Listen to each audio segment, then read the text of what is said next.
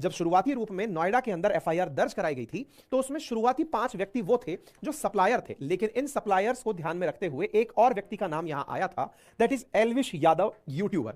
इनके बारे में जब नाम आया नवंबर 2023 में, तब इनके बारे में जो एफआईआर पब्लिक हुई वो कुछ इस प्रकार से थी, जिसमें से मेनका गांधी जी की संस्था ने कहा कि एल्विश यादव के बारे में यह जिक्र किया गया था कि यह व्यक्ति सांप का न केवल जहर इस्तेमाल करता है नशे के रूप में, बल्कि उसे सप्लाई भी करता है। ऐसी स्थिति में जब इन्हें संदेह हुआ तो इन्होंने अपनी एजेंसी के लोगों के माध्यम से इस बात की पुष्टि करने के लिए इनकी टीम को दिए गए नंबर पर कॉल किया।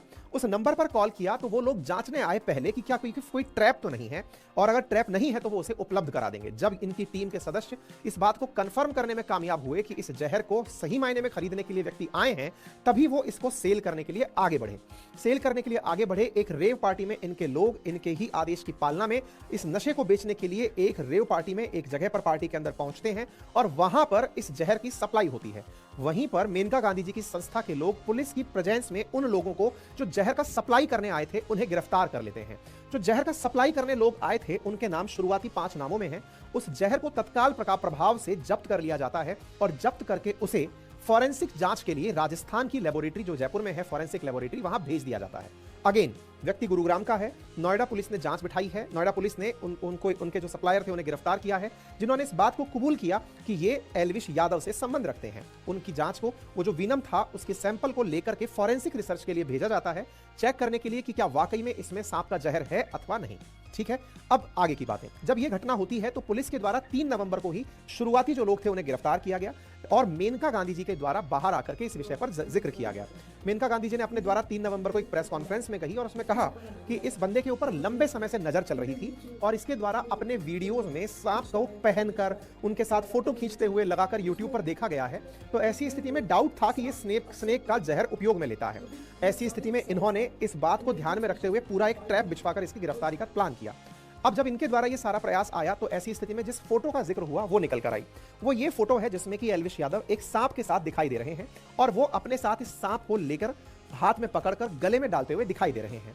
जिस फोटो का जिक्र किया गया है, जिस वीडियो का जिक्र किया गया है, उसमें एल्विश यादव का कहना है कि यह एक फिल्म की शूट का है, एक गाने की शूटिंग का है और गाने की शूटिंग के समय उन्होंने ऐसा किया है। और निश्चित ही भारत में बहुत सी जगह ऐसे देखा गया है कि वहां पर सांप का खेल दिखाने वाले लोग सांप को फोटो खिंचाने के लिए, अगर आप कभी किसी हिल स्टेशन पर जाएं, शिमला, नैनीताल, मनाली साइड में जब कभी जाते हैं तो वहां पर कुछ लोग ऐसे मिलते थे पहले, अब तो पता नहीं, मैं काफी टाइम से नहीं देखा हूं।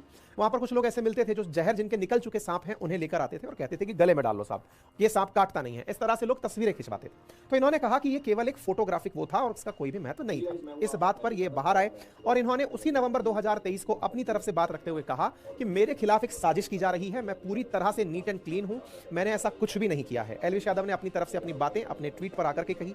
इसी के साथ साथ इन्होंने बाकायदा मेनका गांधी जी पर भी कहा कि आप माफी के लिए तैयार रहिएगा क्योंकि आपने मेरे ऊपर झूठे इल्जाम लगाए हैं, और ऐसा कहते हुए आपने मेनका गांधी जी को भी टैग करके इस बारे में बात कही थी। ठीक है, ये सब बातें उस नवंबर की चल रही हैं जब ये मुद्दा शुरुआत में उठा था।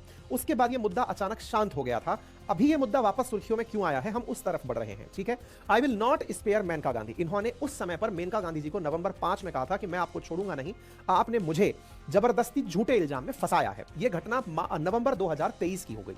ठीक है, मामला निकल गया। इसके बाद इन्होंने अपने व्लॉग्स के माध्यम से, सोशल मीडिया के माध्यम से अपना पक्ष लोगों के सामने रखते हुए कहा कि मैं निर्दोष हूं, मैंने कोई भी गलत काम नहीं किया है, मुझे केवल फंसाया जा रहा है और मुझे फंसाने के पीछे जो लोग हैं वो इसे गलत तरीके से पेश कर रहे हैं, मैंने ऐसा कुछ भी नहीं किया है। इन्होंने अपना पक्ष रखा। निश्चित ही इनको अपना पक्ष रखने का अधिकार है, जैसे सब लोग अपना पक्ष रख रहे हैं, और निश्चित अगर सच है तो इन्हें बेकसूर होकर बाहर निकलकर आना चाहिए। कोई भी पहले से प्रो बायसेस लोगों को नहीं बनाने चाहिए। अगर ये सत्य है तो जांच एजेंसीज का काम जांच एजेंसीज करें और वो जांच करके लोगों के सामने पब्लिक तरीके से सामने निकल कर आए। इन्होंने अपनी तरफ से ट्वीट करते हुए कहा कि ये मुझ पर इल्जाम लगाने का प्रयास किया जा रहा है, मुझ पर किसी भी प्रकार का इल्जाम लगा दो, लेकिन मुझे पूरा भरोसा है कि श्री राम जी पर भरोसा है, यह टाइम भी जल्दी बीतेगा। हो सकता है इस बात पर भी कोई ऐतराज नहीं किया जा सकता, क्योंकि अल्टीमेटली किसी भी सेलिब्रिटी पर किसी प्रकार का आरोप लगना और उन आरोपों का बिना सिद्ध हुए उन्हें गलत प्रूव कर देना, यह हो सकता है कि मीडिया ट्रायल जो है वो लोगों को गलत सिद्ध कर दे।